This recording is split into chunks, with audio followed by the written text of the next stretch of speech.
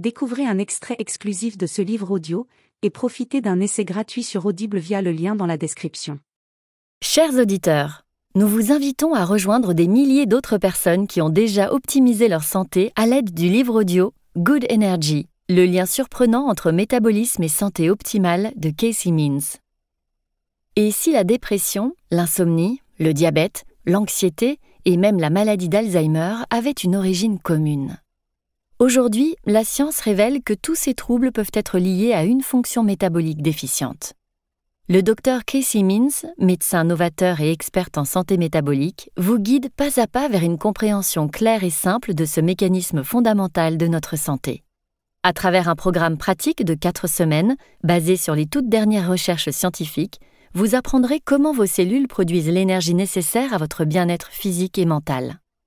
Alimentation adaptée, sommeil réparateur, exercice intégré à votre quotidien, exposition au chaud et au froid, tout est réuni pour réveiller le potentiel incroyable de votre corps.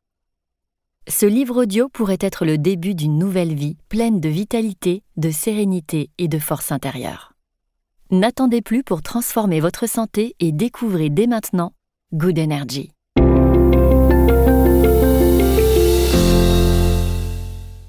Première partie. La vérité sur l'énergie et le métabolisme. Chapitre 1. Santé en silo contre santé métabolique. À la fin de la faculté de médecine, j'ai dû choisir une spécialité parmi 42 autres, une partie du corps à laquelle consacrer ma vie. La médecine moderne est caractérisée par la spécialisation. À partir de la première année de mes études, je suis passée d'une large perspective sur le corps à une vision de plus en plus étroite. Quand j'ai choisi la préparation à la médecine comme matière principale à l'université, j'ai laissé derrière moi la physique et la chimie pour me concentrer uniquement sur la biologie. À la fac de médecine, j'ai mémorisé les données de la biologie humaine sans me soucier des autres systèmes biologiques comme les plantes et les animaux. En tant qu'interne, je me suis concentrée sur la chirurgie d'une zone particulière, le cou et la tête, sans penser au reste du corps. Si j'avais achevé ces 5 années de formation, j'aurais été en mesure de me focaliser sur une sous-spécialité au sein de cette spécialité. J'aurais pu devenir rhinologue, uniquement le nez, laryngologue, uniquement le larynx, otologue, uniquement les 3 petits os de l'oreille interne, plus la cochlée et le tympan, ou spécialiste du cancer de la tête et du cou, entre autres options. Le but principal de ma carrière aurait été de devenir de plus en plus compétente dans le traitement d'une partie de plus en plus petite du corps. Si j'avais été vraiment compétente dans ce que je faisais, l'establishment médical aurait même baptisé une maladie de mon nom, comme il l'a fait avec le doyen de la Stanford Medical School, un otologue de renommée mondiale appelé Lloyd B. Minor, qui a consacré toute sa carrière à 8 cm² du corps. Dans la maladie qui a pris son nom, le syndrome de Minor, des changements microscopiques dans les os de l'oreille interne mènent à divers symptômes otologiques et troubles de l'équilibre. Le doyen Minor représentait l'ultime modèle du succès pour un médecin, rester concentré sur sa spécialité et grimper les échelons. On se protège aussi de cette manière. En restant sur sa trajectoire, le clinicien moyen n'est pas responsable du traitement de quelque chose qui sort de l'étendue de sa pratique. Durant ma 5e année, j'étais l'interne en chef en otologie, une sous-spécialité de la chirurgie de la tête et du cou qui s'intéresse à ces 8 cm² du corps autour de l'oreille, contrôlant l'audition et l'équilibre. Je voyais fréquemment des patients comme Sarah, une femme de 36 ans qui était venue consulter pour des migraines réfractaires dont les crises l'affectaient plus de 10 fois par mois. Comme les vertiges et les symptômes auditifs constituent un trait de cette maladie neurologique paralysante, ceux qui en souffrent aboutissent souvent dans ce service spécialisé. Après une décennie d'épisodes de migraine, l'envergure du monde de Sarah avait dramatiquement rétréci. Comme elle vivait avec une pension d'invalidité et qu'elle était clouée chez elle, son existence tournait autour de sa maladie. Elle était si sensible à la lumière qu'elle portait toujours de larges lunettes de soleil et elle marchait avec une canne en raison de son arthrite inflammatoire. Un chien de soutien se tenait toujours à ses côtés. En lisant les centaines de pages de son dossier médical, j'ai découvert qu'elle avait vu 8 spécialistes au cours de l'année passée pour traiter un grand nombre de symptômes douloureux et persistants. Un neurologue lui avait prescrit des médicaments pour ses crises de migraine. Un psychiatre lui avait ordonné un inhibiteur sélectif de la recapture de la sérotonine pour sa dépression. Un cardiologue lui avait prescrit un remède contre l'hypertension.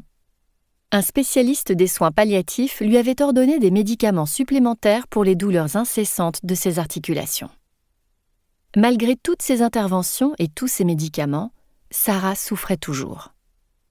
En tournant soigneusement les pages de son dossier, j'étais comme sonnée. Que pouvais-je offrir à cette femme qu'elle n'ait déjà essayé ?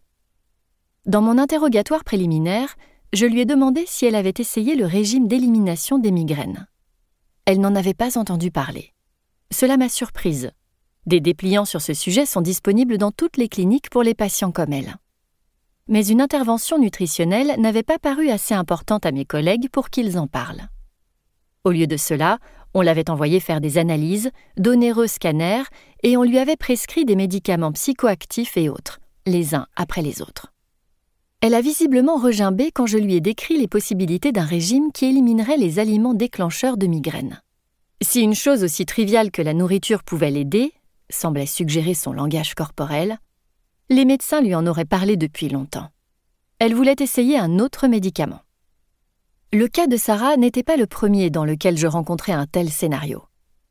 Les patients arrivaient souvent avec des cas têtus de maladies chroniques et des sacs entiers de paperasse décrivant leurs souffrances.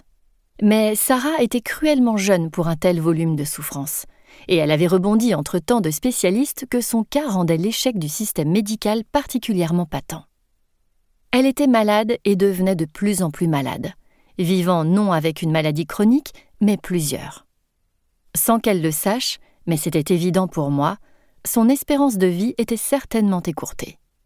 Elle était frustrée par les soins qu'elle recevait, mais elle s'y fiait tout de même, elle s'y cramponnait même.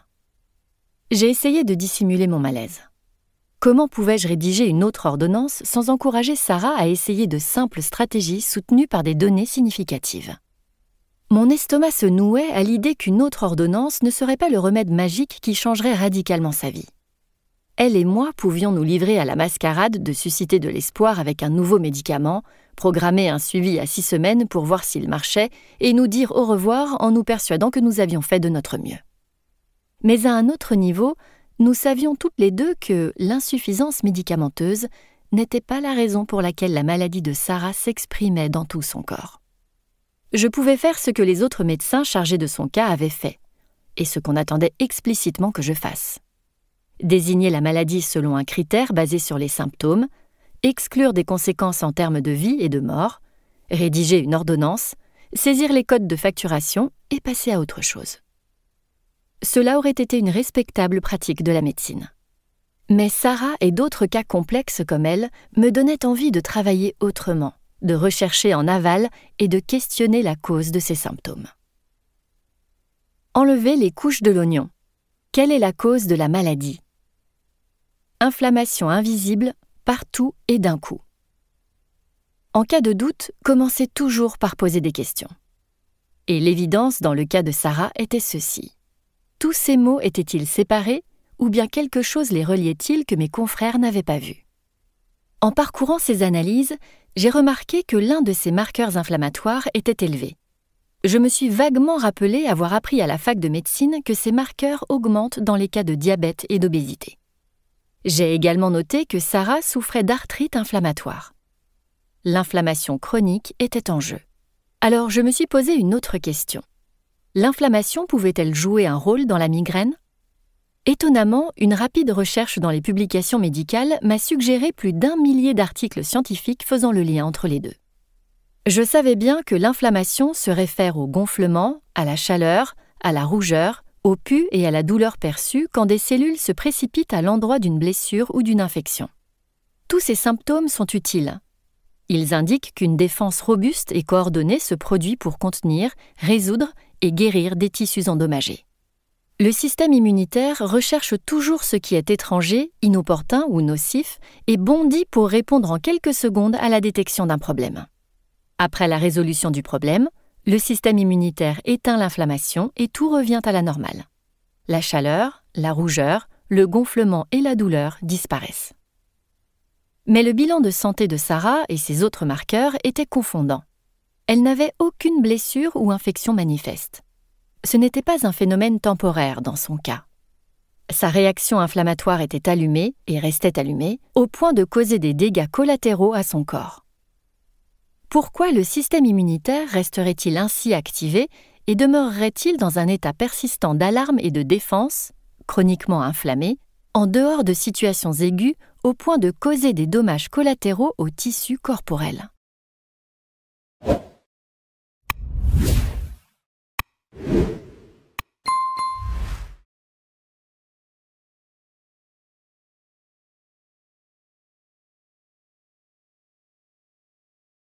Découvrez un extrait exclusif de ce livre audio et profitez d'un essai gratuit sur Audible via le lien dans la description.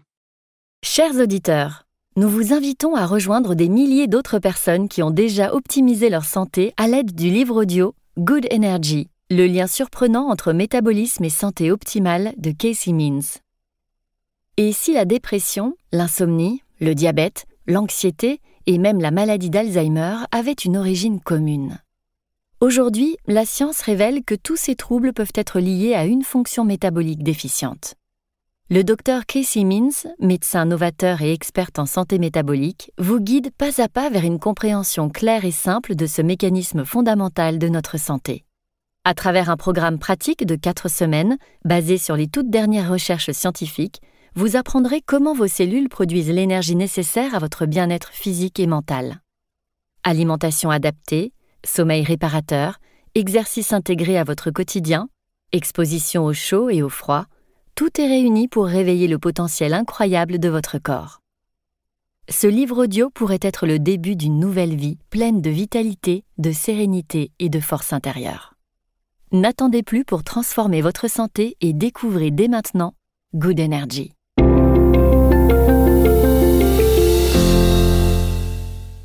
Première partie. La vérité sur l'énergie et le métabolisme. Chapitre 1. Santé en silo contre santé métabolique. À la fin de la faculté de médecine, j'ai dû choisir une spécialité parmi 42 autres, une partie du corps à laquelle consacrer ma vie. La médecine moderne est caractérisée par la spécialisation. À partir de la première année de mes études, je suis passée d'une large perspective sur le corps à une vision de plus en plus étroite. Quand j'ai choisi la préparation à la médecine comme matière principale à l'université, j'ai laissé derrière moi la physique et la chimie pour me concentrer uniquement sur la biologie. À la fac de médecine, j'ai mémorisé les données de la biologie humaine sans me soucier des autres systèmes biologiques comme les plantes et les animaux.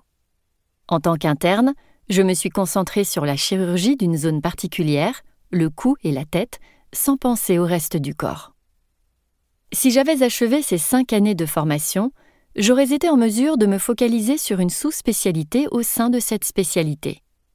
J'aurais pu devenir rhinologue, uniquement le nez, laryngologue, uniquement le larynx, otologue, uniquement les 3 petits os de l'oreille interne, plus la cochlée et le tympan, ou spécialiste du cancer de la tête et du cou, entre autres options. Le but principal de ma carrière aurait été de devenir de plus en plus compétente dans le traitement d'une partie de plus en plus petite du corps.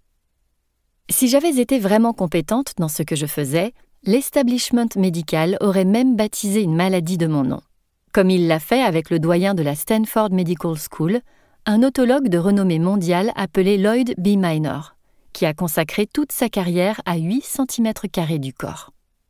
Dans la maladie qui a pris son nom, le syndrome de Minor, des changements microscopiques dans les os de l'oreille interne mènent à divers symptômes otologiques et troubles de l'équilibre. Le doyen Minor représentait l'ultime modèle du succès pour un médecin, rester concentré sur sa spécialité et grimper les échelons. On se protège aussi de cette manière. En restant sur sa trajectoire, le clinicien moyen n'est pas responsable du traitement de quelque chose qui sort de l'étendue de sa pratique. Durant ma 5e année, j'étais l'interne en chef en otologie, une sous-spécialité de la chirurgie de la tête et du cou qui s'intéresse à ces 8 cm² du corps autour de l'oreille, contrôlant l'audition et l'équilibre. Je voyais fréquemment des patients comme Sarah, une femme de 36 ans qui était venue consulter pour des migraines réfractaires dont les crises l'affectaient plus de 10 fois par mois. Comme les vertiges et les symptômes auditifs constituent un trait de cette maladie neurologique paralysante, ceux qui en souffrent aboutissent souvent dans ce service spécialisé. Après une décennie d'épisodes de migraine, l'envergure du monde de Sarah avait dramatiquement rétréci. Comme elle vivait avec une pension d'invalidité et qu'elle était clouée chez elle, son existence tournait autour de sa maladie. Elle était si sensible à la lumière qu'elle portait toujours de larges lunettes de soleil et elle marchait avec une canne en raison de son arthrite inflammatoire. Un chien de soutien se tenait toujours à ses côtés. En lisant les centaines de pages de son dossier médical, j'ai découvert qu'elle avait vu 8 spécialistes au cours de l'année passée pour traiter un grand nombre de symptômes douloureux et persistants. Un neurologue lui avait prescrit des médicaments pour ses crises de migraine. Un psychiatre lui avait ordonné un inhibiteur sélectif de la recapture de la sérotonine pour sa dépression. Un cardiologue lui avait prescrit un remède contre l'hypertension. Un spécialiste des soins palliatifs lui avait ordonné des médicaments supplémentaires pour les douleurs incessantes de ses articulations. Malgré toutes ces interventions et tous ces médicaments, Sarah souffrait toujours. En tournant soigneusement les pages de son dossier, j'étais comme sonnée. Que pouvais-je offrir à cette femme qu'elle n'ait déjà essayé ? Dans mon interrogatoire préliminaire, je lui ai demandé si elle avait essayé le régime d'élimination des migraines. Elle n'en avait pas entendu parler. Cela m'a surprise. Des dépliants sur ce sujet sont disponibles dans toutes les cliniques pour les patients comme elle. Mais une intervention nutritionnelle n'avait pas paru assez importante à mes collègues pour qu'ils en parlent. Au lieu de cela, on l'avait envoyée faire des analyses, d'onéreux scanners, et on lui avait prescrit des médicaments psychoactifs et autres, les uns après les autres. Elle a visiblement regimbé quand je lui ai décrit les possibilités d'un régime qui éliminerait les aliments déclencheurs de migraine. Si une chose aussi triviale que la nourriture pouvait l'aider, semblait suggérer son langage corporel, les médecins lui en auraient parlé depuis longtemps. Elle voulait essayer un autre médicament. Le cas de Sarah n'était pas le premier dans lequel je rencontrais un tel scénario. Les patients arrivaient souvent avec des cas têtus de maladies chroniques et des sacs entiers de paperasse décrivant leurs souffrances. Mais Sarah était cruellement jeune pour un tel volume de souffrances, et elle avait rebondi entre tant de spécialistes que son cas rendait l'échec du système médical particulièrement patent. Elle était malade et devenait de plus en plus malade, vivant non avec une maladie chronique, mais plusieurs. Sans qu'elle le sache, mais c'était évident pour moi, son espérance de vie était certainement écourtée. Elle était frustrée par les soins qu'elle recevait, mais elle s'y fiait tout de même, elle s'y cramponnait même. J'ai essayé de dissimuler mon malaise. Comment pouvais-je rédiger une autre ordonnance sans encourager Sarah à essayer de simples stratégies soutenues par des données significatives ? Mon estomac se nouait à l'idée qu'une autre ordonnance ne serait pas le remède magique qui changerait radicalement sa vie. Elle et moi pouvions nous livrer à la mascarade de susciter de l'espoir avec un nouveau médicament, programmer un suivi à 6 semaines pour voir s'il marchait et nous dire au revoir en nous persuadant que nous avions fait de notre mieux. Mais à un autre niveau, nous savions toutes les deux que l'insuffisance médicamenteuse n'était pas la raison pour laquelle la maladie de Sarah s'exprimait dans tout son corps. Je pouvais faire ce que les autres médecins chargés de son cas avaient fait, et ce qu'on attendait explicitement que je fasse. Désigner la maladie selon un critère basé sur les symptômes, exclure des conséquences en termes de vie et de mort, rédiger une ordonnance, saisir les codes de facturation et passer à autre chose. Cela aurait été une respectable pratique de la médecine. Mais Sarah et d'autres cas complexes comme elle me donnaient envie de travailler autrement, de rechercher en aval et de questionner la cause de ces symptômes. Enlever les couches de l'oignon. Quelle est la cause de la maladie ? Inflammation invisible, partout et d'un coup.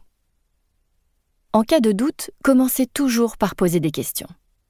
Et l'évidence dans le cas de Sarah était ceci. Tous ces mots étaient-ils séparés ou bien quelque chose les reliait-il que mes confrères n'avaient pas vu ? En parcourant ces analyses, j'ai remarqué que l'un de ces marqueurs inflammatoires était élevé. Je me suis vaguement rappelé avoir appris à la fac de médecine que ces marqueurs augmentent dans les cas de diabète et d'obésité. J'ai également noté que Sarah souffrait d'arthrite inflammatoire. L'inflammation chronique était en jeu. Alors je me suis posé une autre question. L'inflammation pouvait-elle jouer un rôle dans la migraine ? Étonnamment, une rapide recherche dans les publications médicales m'a suggéré plus d'1 millier d'articles scientifiques faisant le lien entre les deux. Je savais bien que l'inflammation se réfère au gonflement, à la chaleur, à la rougeur, au pu et à la douleur perçue quand des cellules se précipitent à l'endroit d'une blessure ou d'une infection. Tous ces symptômes sont utiles. Ils indiquent qu'une défense robuste et coordonnée se produit pour contenir, résoudre et guérir des tissus endommagés. Le système immunitaire recherche toujours ce qui est étranger, inopportun ou nocif et bondit pour répondre en quelques secondes à la détection d'un problème. Après la résolution du problème, le système immunitaire éteint l'inflammation et tout revient à la normale. La chaleur, la rougeur, le gonflement et la douleur disparaissent. Mais le bilan de santé de Sarah et ses autres marqueurs était confondant.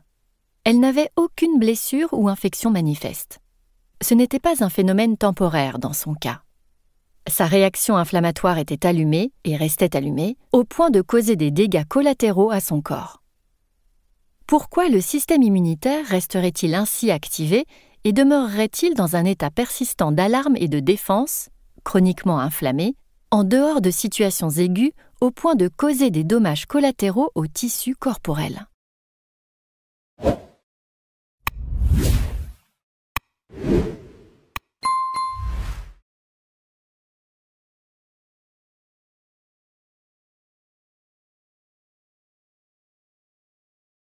Découvrez un extrait exclusif de ce livre audio et profitez d'un essai gratuit sur Audible via le lien dans la description.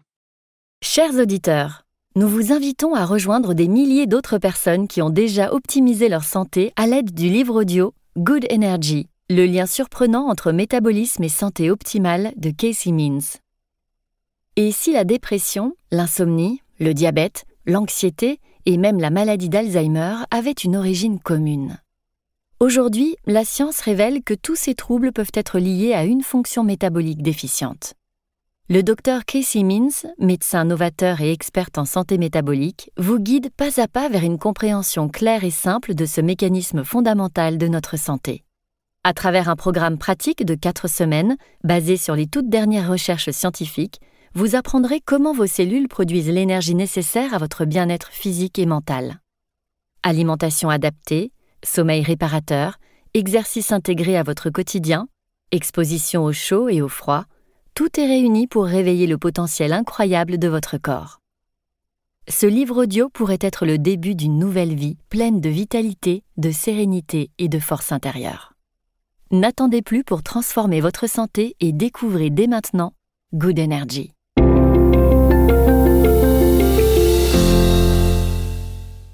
Première partie. La vérité sur l'énergie et le métabolisme. Chapitre 1. Santé en silo contre santé métabolique. À la fin de la faculté de médecine, j'ai dû choisir une spécialité parmi 42 autres, une partie du corps à laquelle consacrer ma vie. La médecine moderne est caractérisée par la spécialisation. À partir de la première année de mes études, je suis passée d'une large perspective sur le corps à une vision de plus en plus étroite. Quand j'ai choisi la préparation à la médecine comme matière principale à l'université, j'ai laissé derrière moi la physique et la chimie pour me concentrer uniquement sur la biologie. À la fac de médecine, j'ai mémorisé les données de la biologie humaine sans me soucier des autres systèmes biologiques comme les plantes et les animaux. En tant qu'interne, je me suis concentrée sur la chirurgie d'une zone particulière, le cou et la tête, sans penser au reste du corps. Si j'avais achevé ces 5 années de formation, j'aurais été en mesure de me focaliser sur une sous-spécialité au sein de cette spécialité. J'aurais pu devenir rhinologue, uniquement le nez, laryngologue, uniquement le larynx, otologue, uniquement les 3 petits os de l'oreille interne, plus la cochlée et le tympan, ou spécialiste du cancer de la tête et du cou, entre autres options. Le but principal de ma carrière aurait été de devenir de plus en plus compétente dans le traitement d'une partie de plus en plus petite du corps. Si j'avais été vraiment compétente dans ce que je faisais, l'establishment médical aurait même baptisé une maladie de mon nom, comme il l'a fait avec le doyen de la Stanford Medical School, un otologue de renommée mondiale appelé Lloyd B. Minor, qui a consacré toute sa carrière à 8 cm² du corps. Dans la maladie qui a pris son nom, le syndrome de Minor, des changements microscopiques dans les os de l'oreille interne mènent à divers symptômes otologiques et troubles de l'équilibre. Le doyen Minor représentait l'ultime modèle du succès pour un médecin, rester concentré sur sa spécialité et grimper les échelons. On se protège aussi de cette manière. En restant sur sa trajectoire, le clinicien moyen n'est pas responsable du traitement de quelque chose qui sort de l'étendue de sa pratique. Durant ma 5e année, j'étais l'interne en chef en otologie, une sous-spécialité de la chirurgie de la tête et du cou qui s'intéresse à ces 8 cm² du corps autour de l'oreille, contrôlant l'audition et l'équilibre. Je voyais fréquemment des patients comme Sarah, une femme de 36 ans qui était venue consulter pour des migraines réfractaires dont les crises l'affectaient plus de 10 fois par mois. Comme les vertiges et les symptômes auditifs constituent un trait de cette maladie neurologique paralysante, ceux qui en souffrent aboutissent souvent dans ce service spécialisé. Après une décennie d'épisodes de migraine, l'envergure du monde de Sarah avait dramatiquement rétréci. Comme elle vivait avec une pension d'invalidité et qu'elle était clouée chez elle, son existence tournait autour de sa maladie. Elle était si sensible à la lumière qu'elle portait toujours de larges lunettes de soleil et elle marchait avec une canne en raison de son arthrite inflammatoire. Un chien de soutien se tenait toujours à ses côtés. En lisant les centaines de pages de son dossier médical, j'ai découvert qu'elle avait vu 8 spécialistes au cours de l'année passée pour traiter un grand nombre de symptômes douloureux et persistants. Un neurologue lui avait prescrit des médicaments pour ses crises de migraine. Un psychiatre lui avait ordonné un inhibiteur sélectif de la recapture de la sérotonine pour sa dépression. Un cardiologue lui avait prescrit un remède contre l'hypertension. Un spécialiste des soins palliatifs lui avait ordonné des médicaments supplémentaires pour les douleurs incessantes de ses articulations. Malgré toutes ces interventions et tous ces médicaments, Sarah souffrait toujours. En tournant soigneusement les pages de son dossier, j'étais comme sonnée. Que pouvais-je offrir à cette femme qu'elle n'ait déjà essayé ? Dans mon interrogatoire préliminaire, je lui ai demandé si elle avait essayé le régime d'élimination des migraines. Elle n'en avait pas entendu parler. Cela m'a surprise. Des dépliants sur ce sujet sont disponibles dans toutes les cliniques pour les patients comme elle. Mais une intervention nutritionnelle n'avait pas paru assez importante à mes collègues pour qu'ils en parlent. Au lieu de cela, on l'avait envoyée faire des analyses, d'onéreux scanners, et on lui avait prescrit des médicaments psychoactifs et autres, les uns après les autres. Elle a visiblement regimbé quand je lui ai décrit les possibilités d'un régime qui éliminerait les aliments déclencheurs de migraine. Si une chose aussi triviale que la nourriture pouvait l'aider, semblait suggérer son langage corporel, les médecins lui en auraient parlé depuis longtemps. Elle voulait essayer un autre médicament. Le cas de Sarah n'était pas le premier dans lequel je rencontrais un tel scénario. Les patients arrivaient souvent avec des cas têtus de maladies chroniques et des sacs entiers de paperasse décrivant leurs souffrances. Mais Sarah était cruellement jeune pour un tel volume de souffrances, et elle avait rebondi entre tant de spécialistes que son cas rendait l'échec du système médical particulièrement patent. Elle était malade et devenait de plus en plus malade, vivant non avec une maladie chronique, mais plusieurs. Sans qu'elle le sache, mais c'était évident pour moi, son espérance de vie était certainement écourtée. Elle était frustrée par les soins qu'elle recevait, mais elle s'y fiait tout de même, elle s'y cramponnait même. J'ai essayé de dissimuler mon malaise. Comment pouvais-je rédiger une autre ordonnance sans encourager Sarah à essayer de simples stratégies soutenues par des données significatives ? Mon estomac se nouait à l'idée qu'une autre ordonnance ne serait pas le remède magique qui changerait radicalement sa vie. Elle et moi pouvions nous livrer à la mascarade de susciter de l'espoir avec un nouveau médicament, programmer un suivi à 6 semaines pour voir s'il marchait et nous dire au revoir en nous persuadant que nous avions fait de notre mieux. Mais à un autre niveau, nous savions toutes les deux que l'insuffisance médicamenteuse n'était pas la raison pour laquelle la maladie de Sarah s'exprimait dans tout son corps. Je pouvais faire ce que les autres médecins chargés de son cas avaient fait, et ce qu'on attendait explicitement que je fasse. Désigner la maladie selon un critère basé sur les symptômes, exclure des conséquences en termes de vie et de mort, rédiger une ordonnance, saisir les codes de facturation et passer à autre chose. Cela aurait été une respectable pratique de la médecine. Mais Sarah et d'autres cas complexes comme elle me donnaient envie de travailler autrement, de rechercher en aval et de questionner la cause de ces symptômes. Enlever les couches de l'oignon. Quelle est la cause de la maladie ? Inflammation invisible, partout et d'un coup. En cas de doute, commencez toujours par poser des questions. Et l'évidence dans le cas de Sarah était ceci. Tous ces mots étaient-ils séparés ou bien quelque chose les reliait-il que mes confrères n'avaient pas vu ? En parcourant ces analyses, j'ai remarqué que l'un de ces marqueurs inflammatoires était élevé. Je me suis vaguement rappelé avoir appris à la fac de médecine que ces marqueurs augmentent dans les cas de diabète et d'obésité. J'ai également noté que Sarah souffrait d'arthrite inflammatoire. L'inflammation chronique était en jeu. Alors je me suis posé une autre question. L'inflammation pouvait-elle jouer un rôle dans la migraine ? Étonnamment, une rapide recherche dans les publications médicales m'a suggéré plus d'1 millier d'articles scientifiques faisant le lien entre les deux.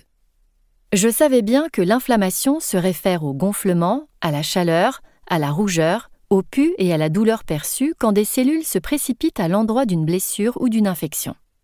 Tous ces symptômes sont utiles. Ils indiquent qu'une défense robuste et coordonnée se produit pour contenir, résoudre et guérir des tissus endommagés. Le système immunitaire recherche toujours ce qui est étranger, inopportun ou nocif et bondit pour répondre en quelques secondes à la détection d'un problème. Après la résolution du problème, le système immunitaire éteint l'inflammation et tout revient à la normale. La chaleur, la rougeur, le gonflement et la douleur disparaissent. Mais le bilan de santé de Sarah et ses autres marqueurs était confondant. Elle n'avait aucune blessure ou infection manifeste. Ce n'était pas un phénomène temporaire dans son cas. Sa réaction inflammatoire était allumée et restait allumée, au point de causer des dégâts collatéraux à son corps. Pourquoi le système immunitaire resterait-il ainsi activé et demeurerait-il dans un état persistant d'alarme et de défense, chroniquement inflammé, en dehors de situations aiguës au point de causer des dommages collatéraux aux tissus corporels ?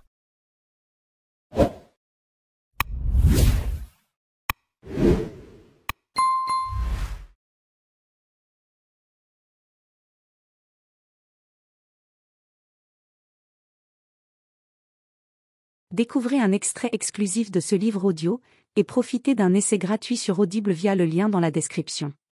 Chers auditeurs, nous vous invitons à rejoindre des milliers d'autres personnes qui ont déjà optimisé leur santé à l'aide du livre audio Good Energy, le lien surprenant entre métabolisme et santé optimale de Casey Means. Et si la dépression, l'insomnie, le diabète, l'anxiété et même la maladie d'Alzheimer avaient une origine commune ? Aujourd'hui, la science révèle que tous ces troubles peuvent être liés à une fonction métabolique déficiente. Le docteur Casey Means, médecin novateur et experte en santé métabolique, vous guide pas à pas vers une compréhension claire et simple de ce mécanisme fondamental de notre santé. À travers un programme pratique de 4 semaines, basé sur les toutes dernières recherches scientifiques, vous apprendrez comment vos cellules produisent l'énergie nécessaire à votre bien-être physique et mental. Alimentation adaptée, sommeil réparateur, exercice intégré à votre quotidien, exposition au chaud et au froid, tout est réuni pour réveiller le potentiel incroyable de votre corps. Ce livre audio pourrait être le début d'une nouvelle vie pleine de vitalité, de sérénité et de force intérieure. N'attendez plus pour transformer votre santé et découvrez dès maintenant Good Energy.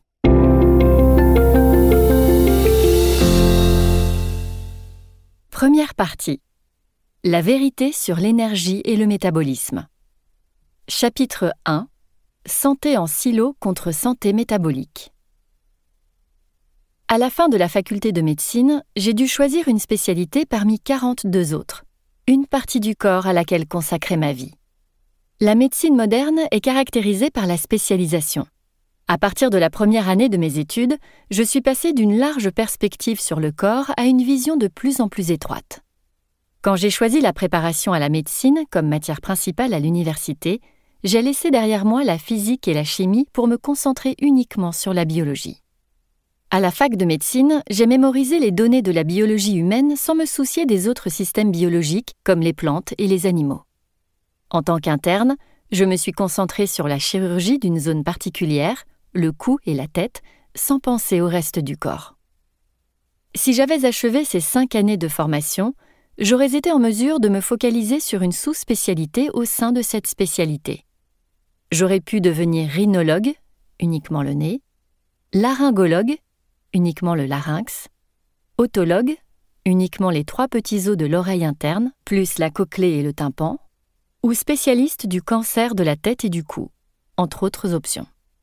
Le but principal de ma carrière aurait été de devenir de plus en plus compétente dans le traitement d'une partie de plus en plus petite du corps. Si j'avais été vraiment compétente dans ce que je faisais, l'establishment médical aurait même baptisé une maladie de mon nom, comme il l'a fait avec le doyen de la Stanford Medical School, un otologue de renommée mondiale appelé Lloyd B. Minor, qui a consacré toute sa carrière à 8 cm² du corps. Dans la maladie qui a pris son nom, le syndrome de Minor, des changements microscopiques dans les os de l'oreille interne mènent à divers symptômes otologiques et troubles de l'équilibre. Le doyen Minor représentait l'ultime modèle du succès pour un médecin, rester concentré sur sa spécialité et grimper les échelons. On se protège aussi de cette manière. En restant sur sa trajectoire, le clinicien moyen n'est pas responsable du traitement de quelque chose qui sort de l'étendue de sa pratique. Durant ma 5e année, j'étais l'interne en chef en otologie, une sous-spécialité de la chirurgie de la tête et du cou qui s'intéresse à ces 8 cm² du corps autour de l'oreille, contrôlant l'audition et l'équilibre. Je voyais fréquemment des patients comme Sarah, une femme de 36 ans qui était venue consulter pour des migraines réfractaires dont les crises l'affectaient plus de 10 fois par mois. Comme les vertiges et les symptômes auditifs constituent un trait de cette maladie neurologique paralysante, ceux qui en souffrent aboutissent souvent dans ce service spécialisé. Après une décennie d'épisodes de migraine, l'envergure du monde de Sarah avait dramatiquement rétréci. Comme elle vivait avec une pension d'invalidité et qu'elle était clouée chez elle, son existence tournait autour de sa maladie.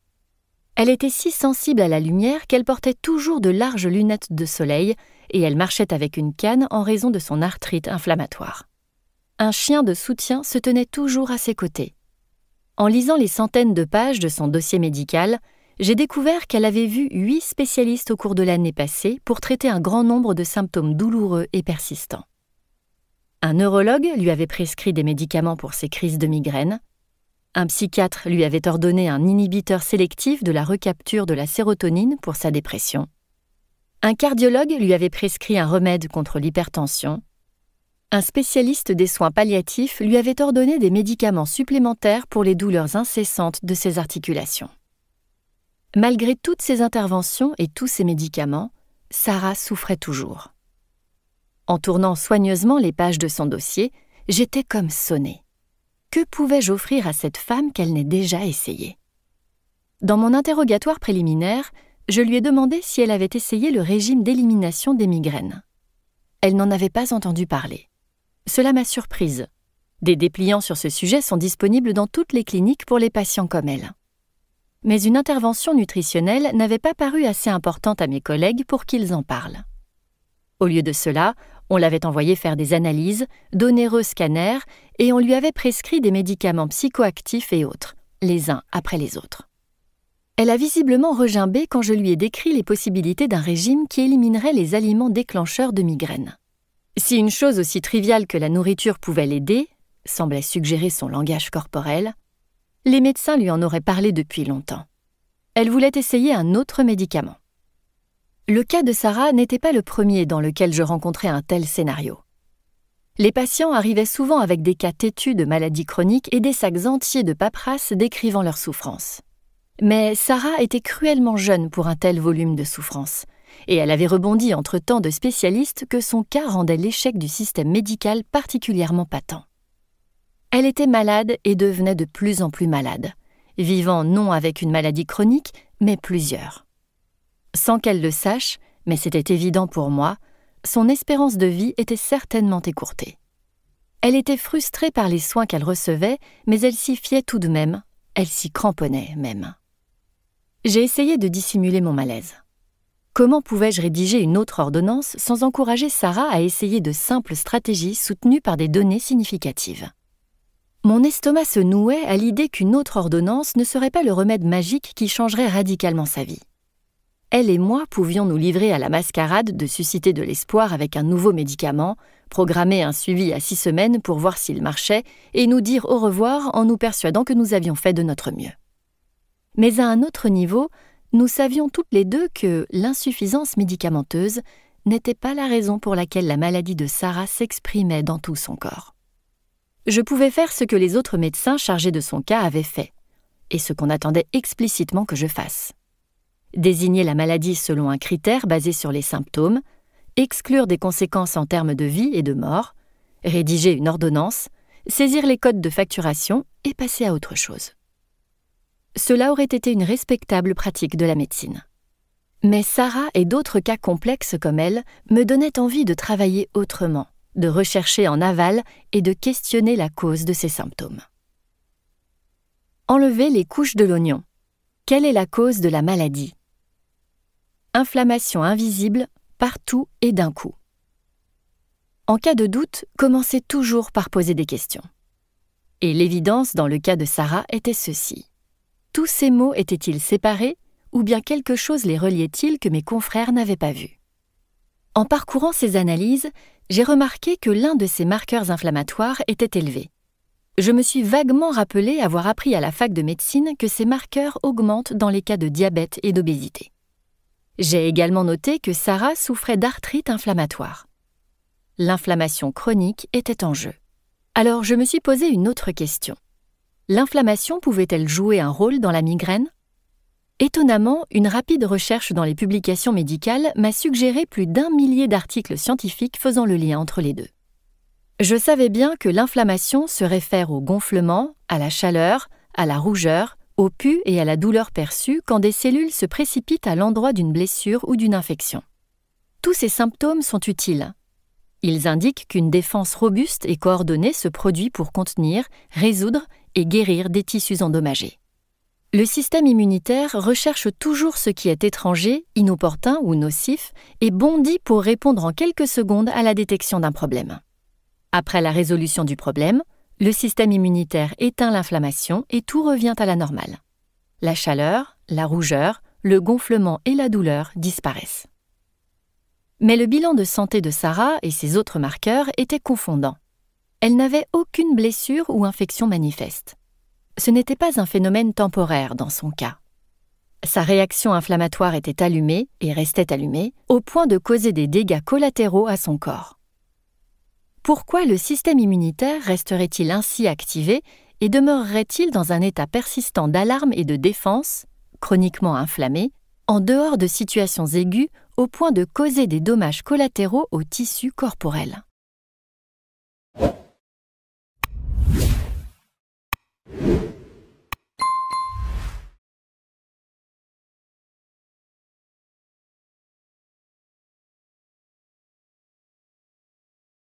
Découvrez un extrait exclusif de ce livre audio et profitez d'un essai gratuit sur Audible via le lien dans la description.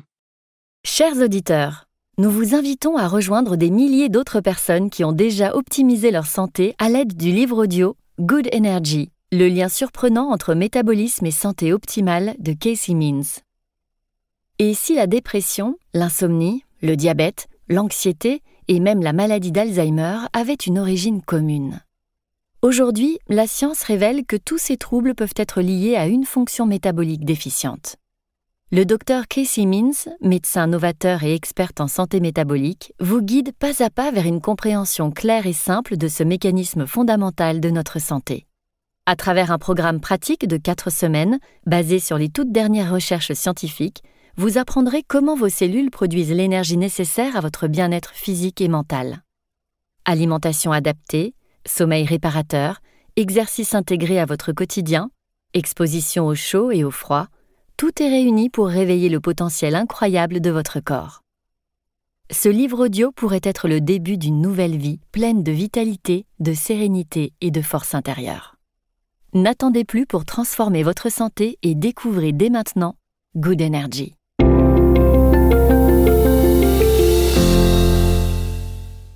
Première partie. La vérité sur l'énergie et le métabolisme. Chapitre 1. Santé en silo contre santé métabolique. À la fin de la faculté de médecine, j'ai dû choisir une spécialité parmi 42 autres, une partie du corps à laquelle consacrer ma vie. La médecine moderne est caractérisée par la spécialisation. À partir de la première année de mes études, je suis passée d'une large perspective sur le corps à une vision de plus en plus étroite. Quand j'ai choisi la préparation à la médecine comme matière principale à l'université, j'ai laissé derrière moi la physique et la chimie pour me concentrer uniquement sur la biologie. À la fac de médecine, j'ai mémorisé les données de la biologie humaine sans me soucier des autres systèmes biologiques comme les plantes et les animaux. En tant qu'interne, Je me suis concentrée sur la chirurgie d'une zone particulière, le cou et la tête, sans penser au reste du corps. Si j'avais achevé ces 5 années de formation, j'aurais été en mesure de me focaliser sur une sous-spécialité au sein de cette spécialité.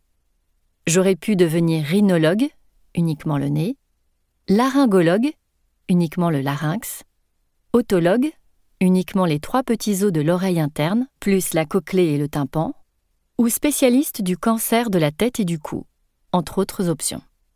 Le but principal de ma carrière aurait été de devenir de plus en plus compétente dans le traitement d'une partie de plus en plus petite du corps.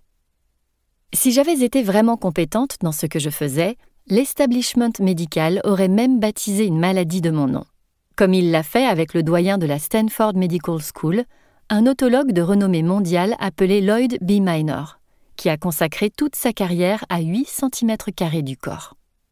Dans la maladie qui a pris son nom, le syndrome de Minor, des changements microscopiques dans les os de l'oreille interne mènent à divers symptômes otologiques et troubles de l'équilibre.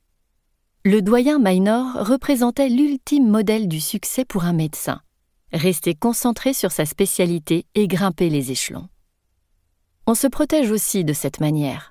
En restant sur sa trajectoire, le clinicien moyen n'est pas responsable du traitement de quelque chose qui sort de l'étendue de sa pratique. Durant ma 5e année, j'étais l'interne en chef en otologie, une sous-spécialité de la chirurgie de la tête et du cou qui s'intéresse à ces 8 cm² du corps autour de l'oreille, contrôlant l'audition et l'équilibre. Je voyais fréquemment des patients comme Sarah, une femme de 36 ans qui était venue consulter pour des migraines réfractaires dont les crises l'affectaient plus de 10 fois par mois. Comme les vertiges et les symptômes auditifs constituent un trait de cette maladie neurologique paralysante, ceux qui en souffrent aboutissent souvent dans ce service spécialisé. Après une décennie d'épisodes de migraine, l'envergure du monde de Sarah avait dramatiquement rétréci. Comme elle vivait avec une pension d'invalidité et qu'elle était clouée chez elle, son existence tournait autour de sa maladie. Elle était si sensible à la lumière qu'elle portait toujours de larges lunettes de soleil et elle marchait avec une canne en raison de son arthrite inflammatoire. Un chien de soutien se tenait toujours à ses côtés. En lisant les centaines de pages de son dossier médical, j'ai découvert qu'elle avait vu 8 spécialistes au cours de l'année passée pour traiter un grand nombre de symptômes douloureux et persistants. Un neurologue lui avait prescrit des médicaments pour ses crises de migraine. Un psychiatre lui avait ordonné un inhibiteur sélectif de la recapture de la sérotonine pour sa dépression. Un cardiologue lui avait prescrit un remède contre l'hypertension. Un spécialiste des soins palliatifs lui avait ordonné des médicaments supplémentaires pour les douleurs incessantes de ses articulations. Malgré toutes ces interventions et tous ces médicaments, Sarah souffrait toujours. En tournant soigneusement les pages de son dossier, j'étais comme sonnée. Que pouvais-je offrir à cette femme qu'elle n'ait déjà essayé ? Dans mon interrogatoire préliminaire, je lui ai demandé si elle avait essayé le régime d'élimination des migraines. Elle n'en avait pas entendu parler. Cela m'a surprise. Des dépliants sur ce sujet sont disponibles dans toutes les cliniques pour les patients comme elle. Mais une intervention nutritionnelle n'avait pas paru assez importante à mes collègues pour qu'ils en parlent. Au lieu de cela, on l'avait envoyée faire des analyses, d'onéreux scanners, et on lui avait prescrit des médicaments psychoactifs et autres, les uns après les autres. Elle a visiblement regimbé quand je lui ai décrit les possibilités d'un régime qui éliminerait les aliments déclencheurs de migraine. Si une chose aussi triviale que la nourriture pouvait l'aider, semblait suggérer son langage corporel, les médecins lui en auraient parlé depuis longtemps. Elle voulait essayer un autre médicament.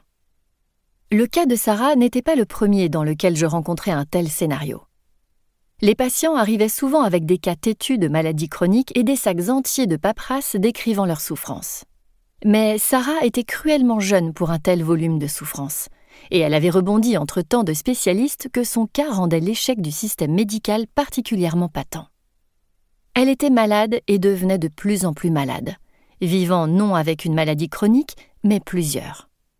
Sans qu'elle le sache, mais c'était évident pour moi, son espérance de vie était certainement écourtée.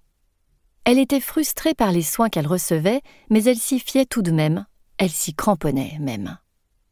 J'ai essayé de dissimuler mon malaise. Comment pouvais-je rédiger une autre ordonnance sans encourager Sarah à essayer de simples stratégies soutenues par des données significatives ? Mon estomac se nouait à l'idée qu'une autre ordonnance ne serait pas le remède magique qui changerait radicalement sa vie. Elle et moi pouvions nous livrer à la mascarade de susciter de l'espoir avec un nouveau médicament, programmer un suivi à 6 semaines pour voir s'il marchait et nous dire au revoir en nous persuadant que nous avions fait de notre mieux. Mais à un autre niveau, nous savions toutes les deux que l'insuffisance médicamenteuse n'était pas la raison pour laquelle la maladie de Sarah s'exprimait dans tout son corps. Je pouvais faire ce que les autres médecins chargés de son cas avaient fait, et ce qu'on attendait explicitement que je fasse. Désigner la maladie selon un critère basé sur les symptômes, exclure des conséquences en termes de vie et de mort, rédiger une ordonnance, saisir les codes de facturation et passer à autre chose. Cela aurait été une respectable pratique de la médecine.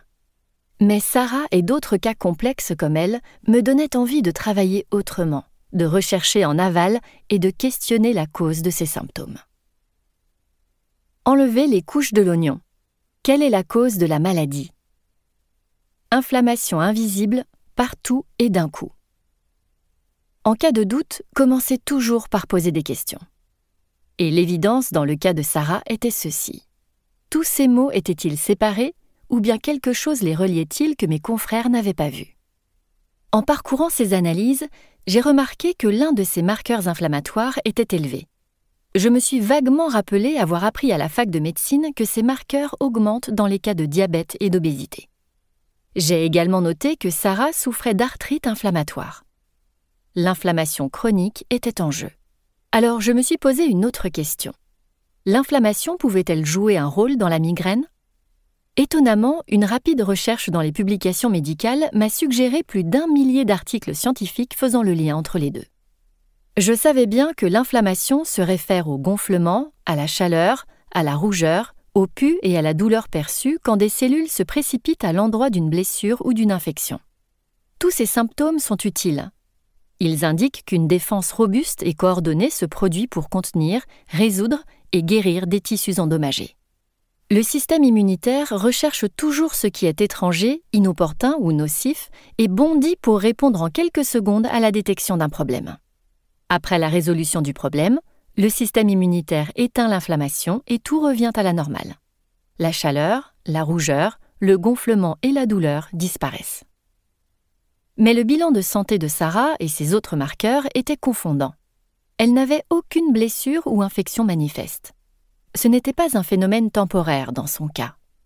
Sa réaction inflammatoire était allumée et restait allumée au point de causer des dégâts collatéraux à son corps. Pourquoi le système immunitaire resterait-il ainsi activé et demeurerait-il dans un état persistant d'alarme et de défense, chroniquement inflammé, en dehors de situations aiguës au point de causer des dommages collatéraux aux tissus corporels ?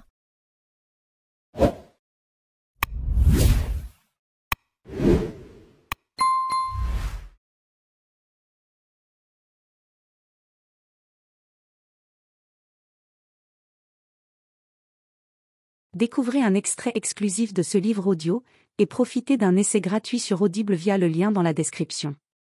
Chers auditeurs, nous vous invitons à rejoindre des milliers d'autres personnes qui ont déjà optimisé leur santé à l'aide du livre audio Good Energy, le lien surprenant entre métabolisme et santé optimale de Casey Means.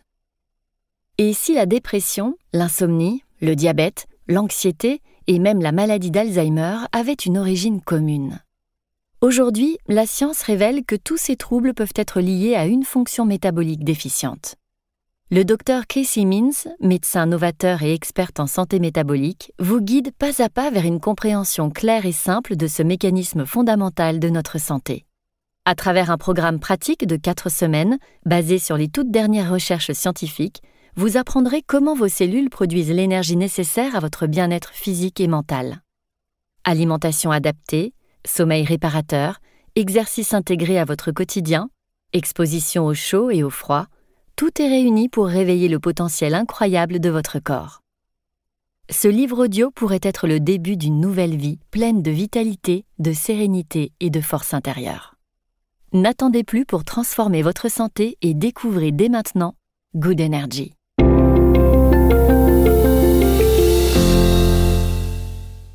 Première partie. La vérité sur l'énergie et le métabolisme. Chapitre 1. Santé en silo contre santé métabolique.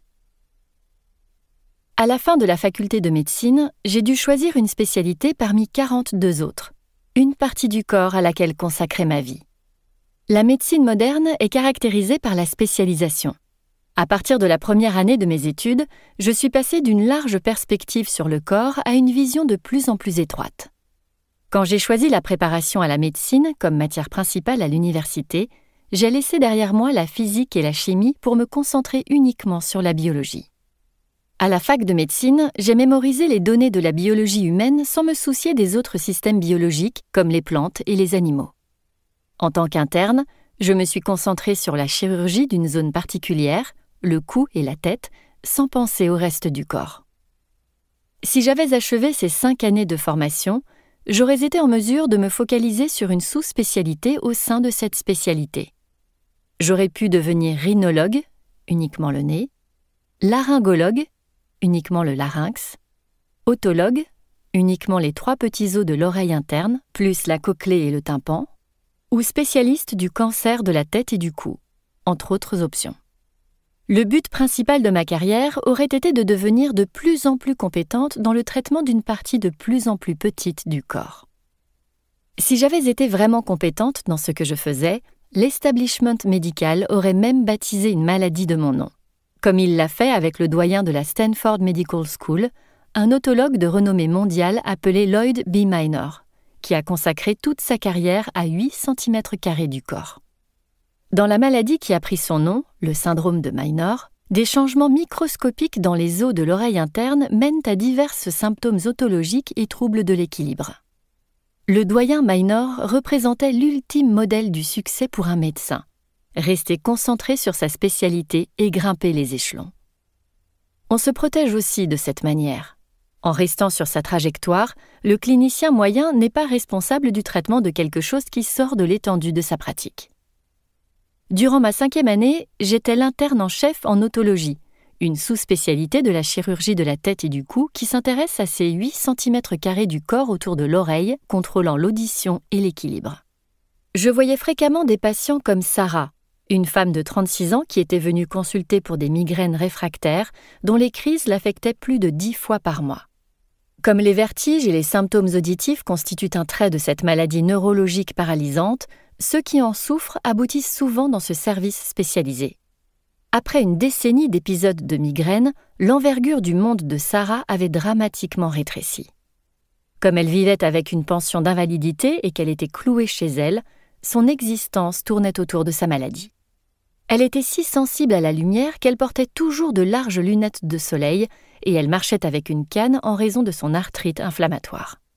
Un chien de soutien se tenait toujours à ses côtés. En lisant les centaines de pages de son dossier médical, j'ai découvert qu'elle avait vu 8 spécialistes au cours de l'année passée pour traiter un grand nombre de symptômes douloureux et persistants. Un neurologue lui avait prescrit des médicaments pour ses crises de migraine. Un psychiatre lui avait ordonné un inhibiteur sélectif de la recapture de la sérotonine pour sa dépression. Un cardiologue lui avait prescrit un remède contre l'hypertension. Un spécialiste des soins palliatifs lui avait ordonné des médicaments supplémentaires pour les douleurs incessantes de ses articulations. Malgré toutes ces interventions et tous ces médicaments, Sarah souffrait toujours. En tournant soigneusement les pages de son dossier, j'étais comme sonnée. Que pouvais-je offrir à cette femme qu'elle n'ait déjà essayé ? Dans mon interrogatoire préliminaire, je lui ai demandé si elle avait essayé le régime d'élimination des migraines. Elle n'en avait pas entendu parler. Cela m'a surprise. Des dépliants sur ce sujet sont disponibles dans toutes les cliniques pour les patients comme elle. Mais une intervention nutritionnelle n'avait pas paru assez importante à mes collègues pour qu'ils en parlent.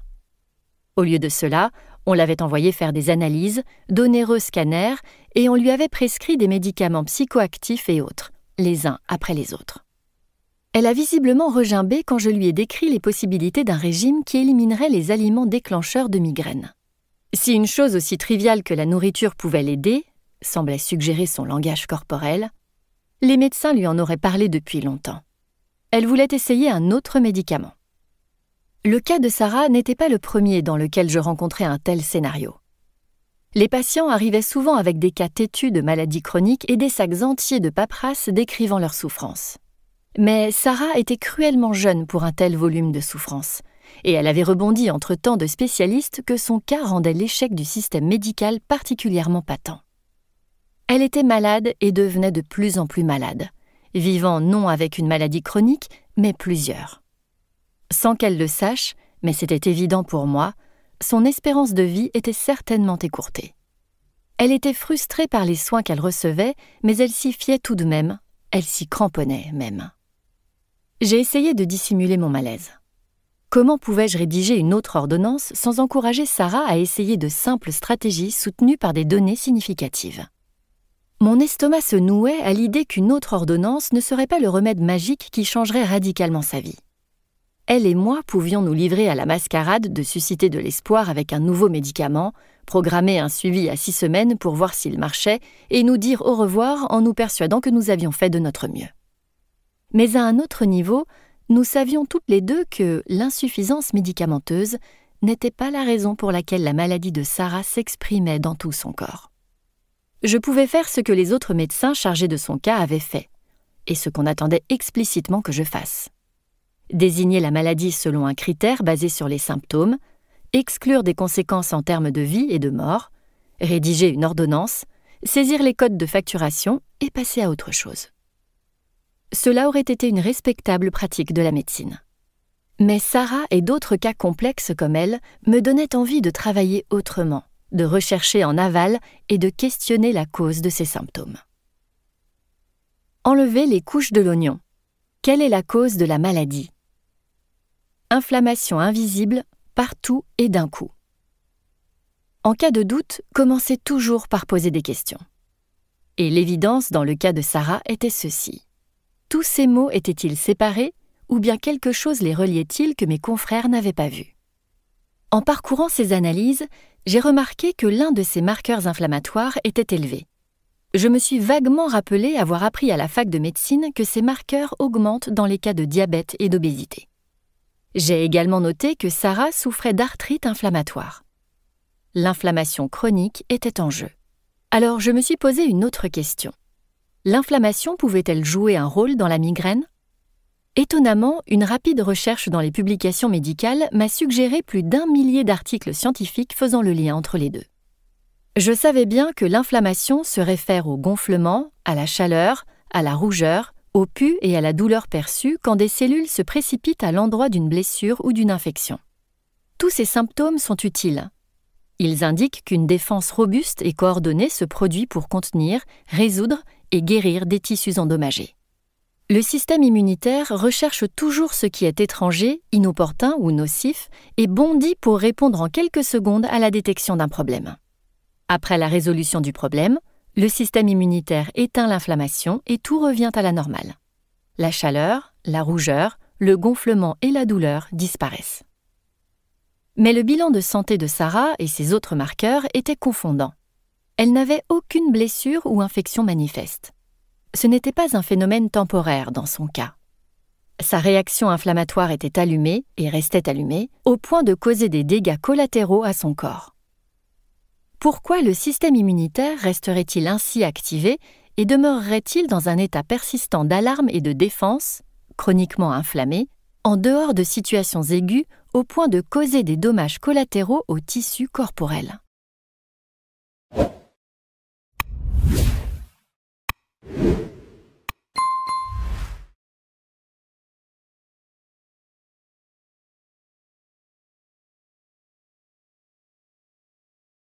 Découvrez un extrait exclusif de ce livre audio et profitez d'un essai gratuit sur Audible via le lien dans la description.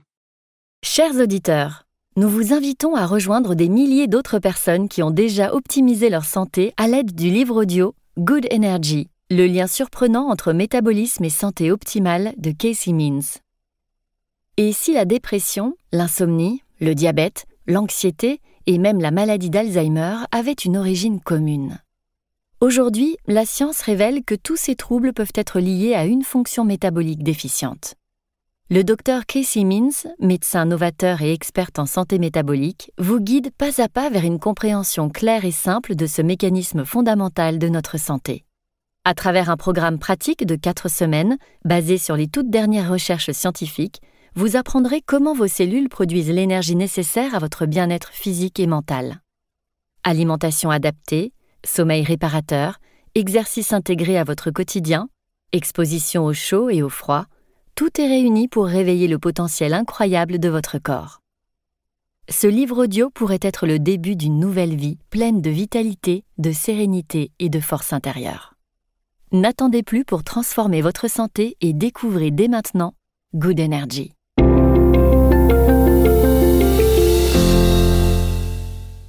Première partie. La vérité sur l'énergie et le métabolisme. Chapitre 1. Santé en silo contre santé métabolique. À la fin de la faculté de médecine, j'ai dû choisir une spécialité parmi 42 autres, une partie du corps à laquelle consacrer ma vie. La médecine moderne est caractérisée par la spécialisation. À partir de la première année de mes études, je suis passée d'une large perspective sur le corps à une vision de plus en plus étroite. Quand j'ai choisi la préparation à la médecine comme matière principale à l'université, j'ai laissé derrière moi la physique et la chimie pour me concentrer uniquement sur la biologie. À la fac de médecine, j'ai mémorisé les données de la biologie humaine sans me soucier des autres systèmes biologiques comme les plantes et les animaux. En tant qu'interne, je me suis concentrée sur la chirurgie d'une zone particulière, le cou et la tête, sans penser au reste du corps. Si j'avais achevé ces 5 années de formation, j'aurais été en mesure de me focaliser sur une sous-spécialité au sein de cette spécialité. J'aurais pu devenir rhinologue, uniquement le nez, laryngologue, uniquement le larynx, otologue, uniquement les 3 petits os de l'oreille interne, plus la cochlée et le tympan, ou spécialiste du cancer de la tête et du cou, entre autres options. Le but principal de ma carrière aurait été de devenir de plus en plus compétente dans le traitement d'une partie de plus en plus petite du corps.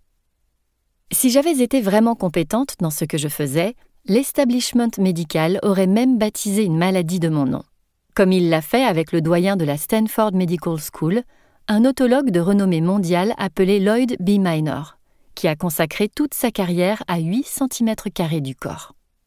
Dans la maladie qui a pris son nom, le syndrome de Minor, des changements microscopiques dans les os de l'oreille interne mènent à divers symptômes otologiques et troubles de l'équilibre.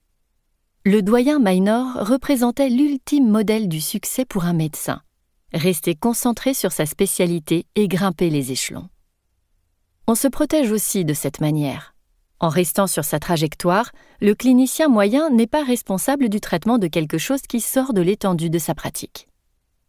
Durant ma 5e année, j'étais l'interne en chef en otologie, une sous-spécialité de la chirurgie de la tête et du cou qui s'intéresse à ces 8 cm² du corps autour de l'oreille, contrôlant l'audition et l'équilibre.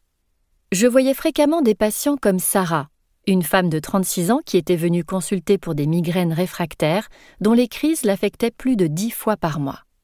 Comme les vertiges et les symptômes auditifs constituent un trait de cette maladie neurologique paralysante, ceux qui en souffrent aboutissent souvent dans ce service spécialisé. Après une décennie d'épisodes de migraine, l'envergure du monde de Sarah avait dramatiquement rétréci. Comme elle vivait avec une pension d'invalidité et qu'elle était clouée chez elle, son existence tournait autour de sa maladie. Elle était si sensible à la lumière qu'elle portait toujours de larges lunettes de soleil et elle marchait avec une canne en raison de son arthrite inflammatoire. Un chien de soutien se tenait toujours à ses côtés. En lisant les centaines de pages de son dossier médical, j'ai découvert qu'elle avait vu 8 spécialistes au cours de l'année passée pour traiter un grand nombre de symptômes douloureux et persistants. Un neurologue lui avait prescrit des médicaments pour ses crises de migraine. Un psychiatre lui avait ordonné un inhibiteur sélectif de la recapture de la sérotonine pour sa dépression. Un cardiologue lui avait prescrit un remède contre l'hypertension. Un spécialiste des soins palliatifs lui avait ordonné des médicaments supplémentaires pour les douleurs incessantes de ses articulations. Malgré toutes ces interventions et tous ces médicaments, Sarah souffrait toujours. En tournant soigneusement les pages de son dossier, j'étais comme sonnée. Que pouvais-je offrir à cette femme qu'elle n'ait déjà essayé ? Dans mon interrogatoire préliminaire, je lui ai demandé si elle avait essayé le régime d'élimination des migraines. Elle n'en avait pas entendu parler. Cela m'a surprise. Des dépliants sur ce sujet sont disponibles dans toutes les cliniques pour les patients comme elle. Mais une intervention nutritionnelle n'avait pas paru assez importante à mes collègues pour qu'ils en parlent. Au lieu de cela, on l'avait envoyé faire des analyses, d'onéreux scanners, et on lui avait prescrit des médicaments psychoactifs et autres, les uns après les autres. Elle a visiblement regimbé quand je lui ai décrit les possibilités d'un régime qui éliminerait les aliments déclencheurs de migraines. Si une chose aussi triviale que la nourriture pouvait l'aider, semblait suggérer son langage corporel, les médecins lui en auraient parlé depuis longtemps. Elle voulait essayer un autre médicament. Le cas de Sarah n'était pas le premier dans lequel je rencontrais un tel scénario. Les patients arrivaient souvent avec des cas têtus de maladies chroniques et des sacs entiers de paperasse décrivant leurs souffrances. Mais Sarah était cruellement jeune pour un tel volume de souffrances, et elle avait rebondi entre tant de spécialistes que son cas rendait l'échec du système médical particulièrement patent. Elle était malade et devenait de plus en plus malade, vivant non avec une maladie chronique, mais plusieurs. Sans qu'elle le sache, mais c'était évident pour moi, son espérance de vie était certainement écourtée. Elle était frustrée par les soins qu'elle recevait, mais elle s'y fiait tout de même, elle s'y cramponnait même. J'ai essayé de dissimuler mon malaise. Comment pouvais-je rédiger une autre ordonnance sans encourager Sarah à essayer de simples stratégies soutenues par des données significatives ? Mon estomac se nouait à l'idée qu'une autre ordonnance ne serait pas le remède magique qui changerait radicalement sa vie. Elle et moi pouvions nous livrer à la mascarade de susciter de l'espoir avec un nouveau médicament, programmer un suivi à 6 semaines pour voir s'il marchait et nous dire au revoir en nous persuadant que nous avions fait de notre mieux. Mais à un autre niveau, nous savions toutes les deux que l'insuffisance médicamenteuse n'était pas la raison pour laquelle la maladie de Sarah s'exprimait dans tout son corps. Je pouvais faire ce que les autres médecins chargés de son cas avaient fait, et ce qu'on attendait explicitement que je fasse. Désigner la maladie selon un critère basé sur les symptômes, exclure des conséquences en termes de vie et de mort, rédiger une ordonnance, saisir les codes de facturation et passer à autre chose. Cela aurait été une respectable pratique de la médecine. Mais Sarah et d'autres cas complexes comme elle me donnaient envie de travailler autrement, de rechercher en aval et de questionner la cause de ces symptômes. Enlever les couches de l'oignon. Quelle est la cause de la maladie ? Inflammation invisible, partout et d'un coup. En cas de doute, commencez toujours par poser des questions. Et l'évidence dans le cas de Sarah était ceci. Tous ces mots étaient-ils séparés ou bien quelque chose les reliait-il que mes confrères n'avaient pas vu ? En parcourant ces analyses, j'ai remarqué que l'un de ces marqueurs inflammatoires était élevé. Je me suis vaguement rappelé avoir appris à la fac de médecine que ces marqueurs augmentent dans les cas de diabète et d'obésité. J'ai également noté que Sarah souffrait d'arthrite inflammatoire. L'inflammation chronique était en jeu. Alors je me suis posé une autre question. L'inflammation pouvait-elle jouer un rôle dans la migraine ? Étonnamment, une rapide recherche dans les publications médicales m'a suggéré plus d'1 millier d'articles scientifiques faisant le lien entre les deux. Je savais bien que l'inflammation se réfère au gonflement, à la chaleur, à la rougeur, au pus et à la douleur perçue quand des cellules se précipitent à l'endroit d'une blessure ou d'une infection. Tous ces symptômes sont utiles. Ils indiquent qu'une défense robuste et coordonnée se produit pour contenir, résoudre et guérir des tissus endommagés. Le système immunitaire recherche toujours ce qui est étranger, inopportun ou nocif et bondit pour répondre en quelques secondes à la détection d'un problème. Après la résolution du problème, le système immunitaire éteint l'inflammation et tout revient à la normale. La chaleur, la rougeur, le gonflement et la douleur disparaissent. Mais le bilan de santé de Sarah et ses autres marqueurs était confondant. Elle n'avait aucune blessure ou infection manifeste. Ce n'était pas un phénomène temporaire dans son cas. Sa réaction inflammatoire était allumée et restait allumée au point de causer des dégâts collatéraux à son corps. Pourquoi le système immunitaire resterait-il ainsi activé et demeurerait-il dans un état persistant d'alarme et de défense, chroniquement inflammé, en dehors de situations aiguës au point de causer des dommages collatéraux aux tissus corporels ?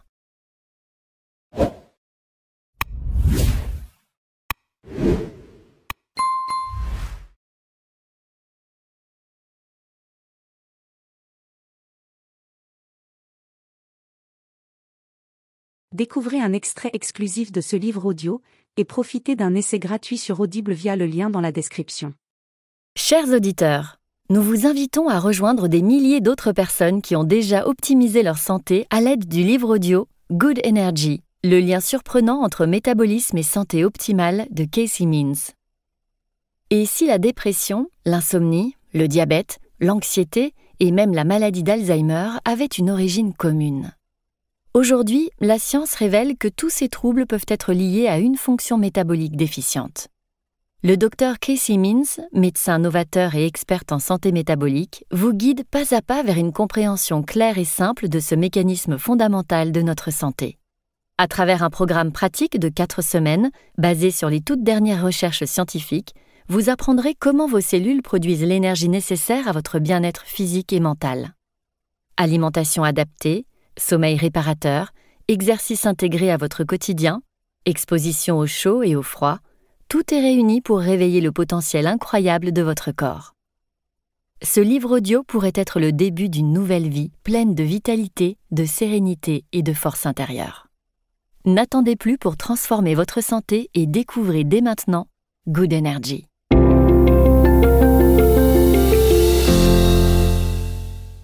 Première partie. La vérité sur l'énergie et le métabolisme. Chapitre 1. Santé en silo contre santé métabolique.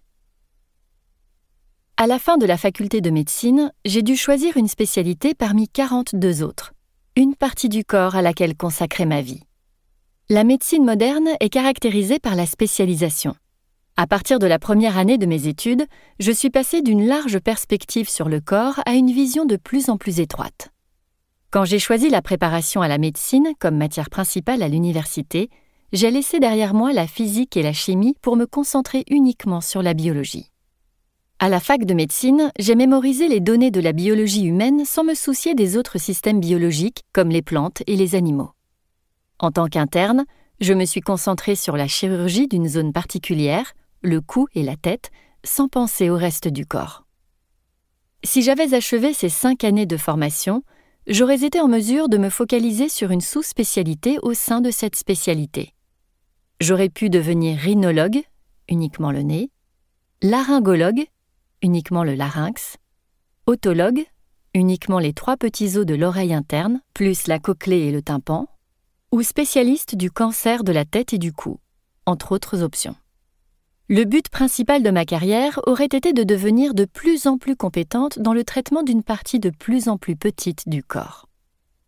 Si j'avais été vraiment compétente dans ce que je faisais, l'establishment médical aurait même baptisé une maladie de mon nom, comme il l'a fait avec le doyen de la Stanford Medical School, un otologue de renommée mondiale appelé Lloyd B. Minor, qui a consacré toute sa carrière à 8 cm² du corps. Dans la maladie qui a pris son nom, le syndrome de Minor, des changements microscopiques dans les os de l'oreille interne mènent à divers symptômes otologiques et troubles de l'équilibre. Le doyen Minor représentait l'ultime modèle du succès pour un médecin, rester concentré sur sa spécialité et grimper les échelons. On se protège aussi de cette manière. En restant sur sa trajectoire, le clinicien moyen n'est pas responsable du traitement de quelque chose qui sort de l'étendue de sa pratique. Durant ma 5e année, j'étais l'interne en chef en otologie, une sous-spécialité de la chirurgie de la tête et du cou qui s'intéresse à ces 8 cm² du corps autour de l'oreille, contrôlant l'audition et l'équilibre.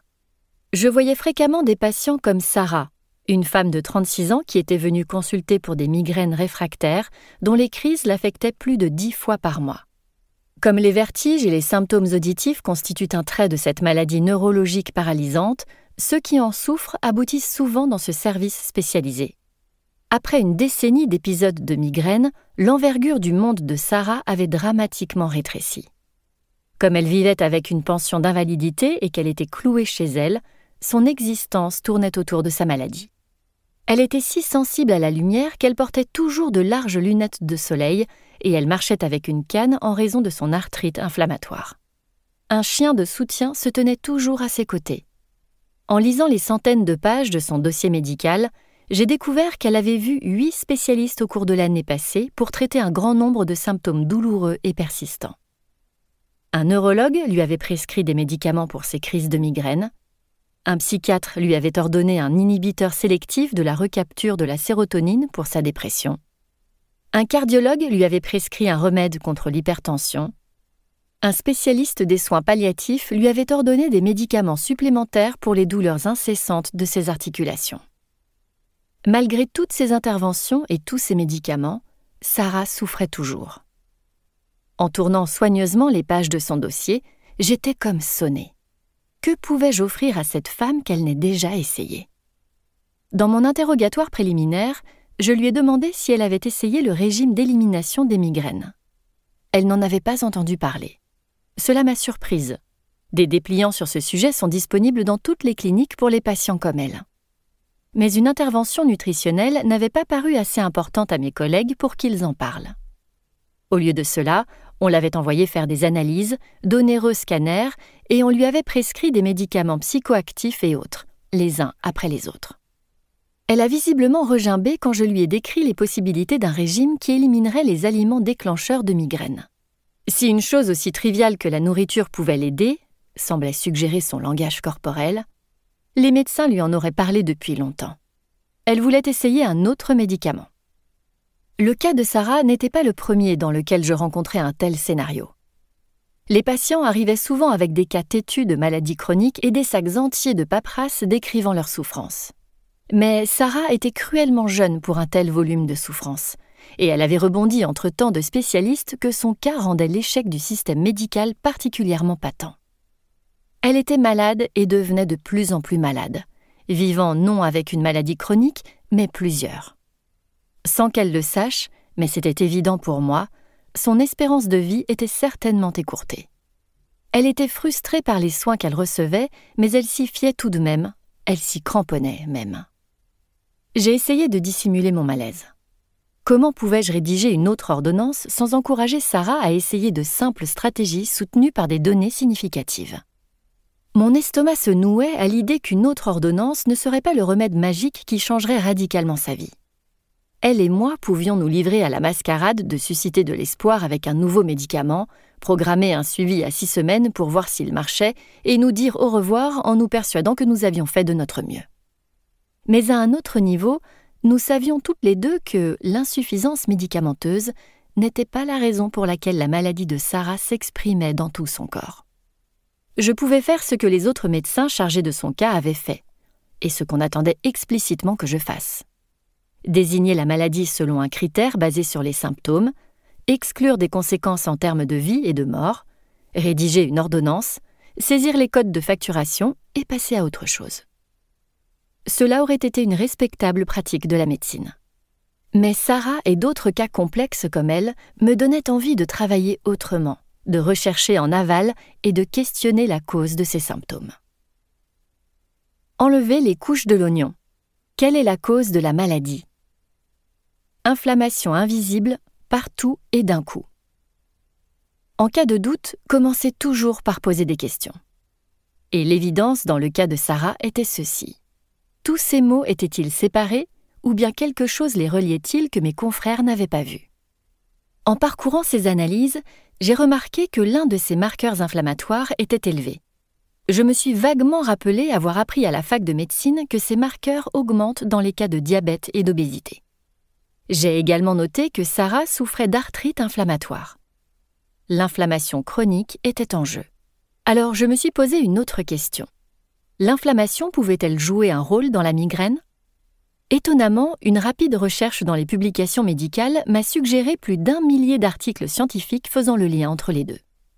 Je savais bien que l'inflammation se réfère au gonflement, à la chaleur, à la rougeur, au pus et à la douleur perçue quand des cellules se précipitent à l'endroit d'une blessure ou d'une infection. Tous ces symptômes sont utiles. Ils indiquent qu'une défense robuste et coordonnée se produit pour contenir, résoudre et guérir des tissus endommagés.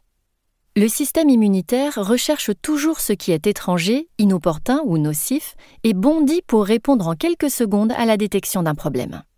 Après la résolution du problème, le système immunitaire éteint l'inflammation et tout revient à la normale. La chaleur, la rougeur, le gonflement et la douleur disparaissent. Mais le bilan de santé de Sarah et ses autres marqueurs était confondant. Elle n'avait aucune blessure ou infection manifeste. Ce n'était pas un phénomène temporaire dans son cas. Sa réaction inflammatoire était allumée et restait allumée, au point de causer des dégâts collatéraux à son corps. Pourquoi le système immunitaire resterait-il ainsi activé et demeurerait-il dans un état persistant d'alarme et de défense, chroniquement inflammé, en dehors de situations aiguës au point de causer des dommages collatéraux aux tissus corporels?